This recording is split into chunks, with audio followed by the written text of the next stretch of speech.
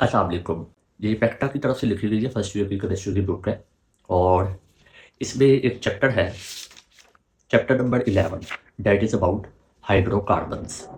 आप ऐसा करें, उसका पेज नंबर 254 ओपन कर लें।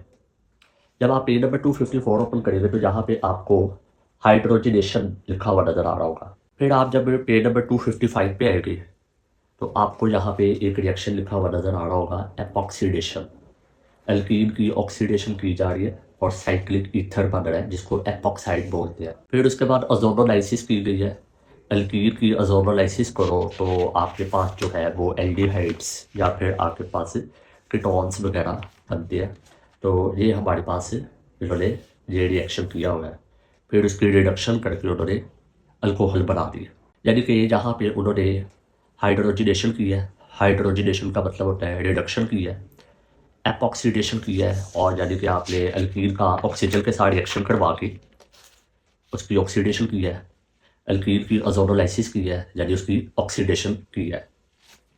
आप अब ऐसा करिए, पेज नंबर 260 पे आ जाए। जब आप पेज नंबर 260 पे आएंगे तो उन्होंने दोबारा से ऑक्सीडेशन की हेडिंग देकर दोबारा से उन्होंने एपॉक्सीडेशन वाला रिएक्शन किया है। वही रिएक्शन जो पीछे था वही दोबारा किया, कोई चेंजेस नहीं की। दोबारा से उन्होंने जो है ओजोनोलाइसिस की है, वही सेम वही प्रोडक्ट बनाई है, इथानॉल और मिथानॉल। हालांकि ऑक्सीडेशन कर लिया, अब तो यहाँ बिल्कुल लिखना भी चाहिए था, रिडक्शन की वजह से इथानॉल और मिथानॉल बन रही है, लेकिन उन्होंने नहीं लिखा। और अगले पेज पे देख लें, रिडक्शन हुई हुई है, वही हाइड्रोजन को ऐड किया है। भाई ये दोबारा टॉपिक्स लिखने की क्या ज़रूरत थी? उसी में बता देते कि इट इज़ रिडक्शन रिएक्शन और इट इज़ ऑक्सीडेशन रिएक्शन। और अगर टेक्निकली देखा जाए ना, जब आप एल्कीन की ओजोनोलाइसिस करते हैं ना तो आपके पास फाइनल प्रोडक्ट कार्बोक्सिलिक एसिड बनता है।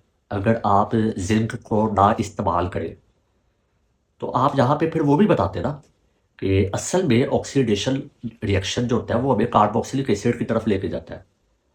वो आप जिंक की वजह से जो है वो उसको एल्डिहाइड्रोकीटोन पे रोक देते हैं।